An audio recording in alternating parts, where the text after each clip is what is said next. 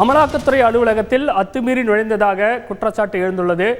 இது தொடர்பாக தமிழக டிஜிபிக்கு அமலாக்கத்துறை மீண்டும் கடிதம் எழுதியுள்ளது.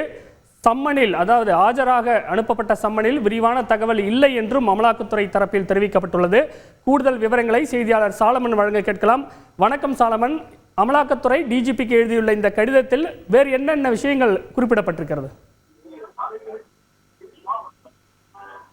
லஞ்ச வழக்கு தொடர்பாக திண்டுக்கல் மருத்துவரிடம் லஞ்சம் பெற்ற விவகாரத்தில் கடந்த 1ஆம் தேதி அமலாக்கத்துறை அதிகாரி அங்கித் திவாரியை லஞ்ச ஒழிப்பு போலீசார் கையும் களவுமாக கைது செய்தனர். மேலும் மதுரை மண்டல அமலாக்கத்துறை அலுவலகத்திலும் லஞ்ச ஒழிப்பு போலீசார் தீவிர விசாரணை மேற்கொண்டு இது தொடர்பாக பல்வேறு ஆவணங்களை திரட்டி வந்தனர்.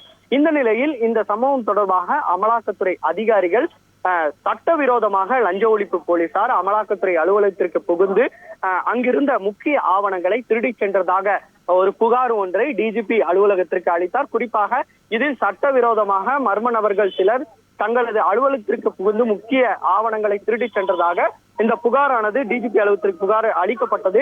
குறிப்பாக 2 முறை அளிக்கப்பட்ட இந்த புகாரானது கடைசியாக பெறப்பட்ட இந்த புகாரின் அடிப்படையில் டிஜிபி அவர்கள் இந்த புகாரை மதுரை டிசி அவர்களுக்கு அனுப்பப்பட்டு இந்த புகார் மீது நடவடிக்கை எடுக்குமாறு உத்தரவிட்டார். அதன் பேரில் கடந்த செவ்வாய்க்கிழமை அன்று மதுரை டிசி அவர்கள் இந்த நடவடிக்கை தொடர்பாக யார் சட்டவிரோதமாக அமலாக்கத்துறை அலுவலகத்திற்கு புகுந்தனர் என்பது தொடர்பான விரிவான விளக்கத்தை அனுப்புமாறு ஒரு சம்மன் ஒன்றை மதுரை மண்டல அமலாக்கத்துறை அலுவலகத்திற்கு அனுப்பி வைத்தனர்.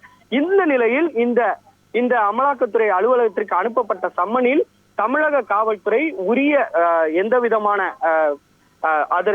தமிழக காவல்துறை அனுப்பப்பட்டதுக்கு எந்த விதமான விளக்கமும் இன்றி அந்த கடிதம் பெறப்பட்டதாக அமலாக்கத்துறை தற்போது விளக்கம் அளித்து ஒரு கடிதத்தை மீண்டும் டிஜிபி அலுவலகத்திற்கு அனுப்பி வைத்துள்ளனர். குறிப்பாக இந்த கடிதத்தில் எந்த விதமான முறையான பதிலும் யார் அனுப்பியது என்பது தொடர்பான எந்த விளக்கமும் அந்த கடிதத்தில் குறிப்பிடவில்லை என அமலாக்கத்துறை அதிகாரிகள் தற்போது குறிப்பிட்டுள்ளனர். குறிப்பாக செவ்வாய்க்கிழமை அன்று மட்டுமே தங்களது கைகளுக்கு இந்த சம்மன் கடிதம் பெறப்பட்டதாகவும் அன்றைய தினமே எப்படி ஆஜராக முடியும் என்ற விளக்கத்தையும் கேட்டு தற்போது அமலாக்கத்துறை அதிகாரிகள் மீண்டும் டிஜிபி அலுவலகத்திற்கு ஒரு சம்மன் ஒன்றை அனுப்பியிருக்கு.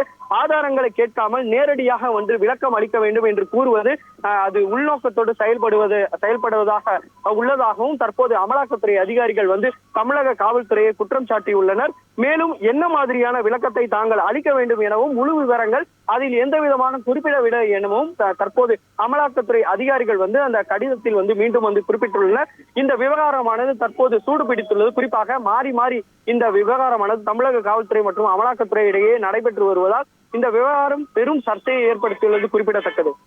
கூடுதல் விவரங்களுக்கு நன்றி சாலமன்.